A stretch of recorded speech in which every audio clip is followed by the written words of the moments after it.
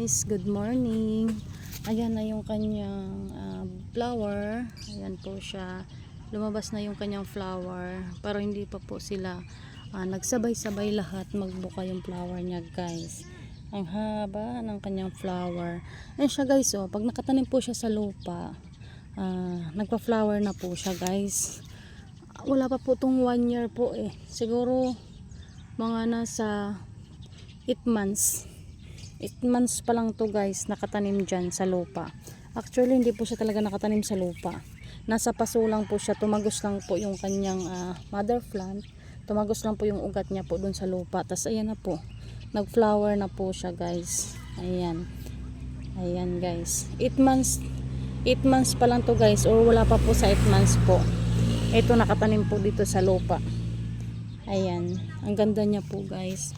Tas meron pa po tayong inaabangan. Meron pa po siya dito. Ayan, bali dalawa po. Pero meron pa po siyang iba sa taas. Hindi pa ano po. Mga ganito pa lang din po siya, guys. Pero yun po yung nauna po doon, yung buka na. Ayan, thank you. Bye-bye.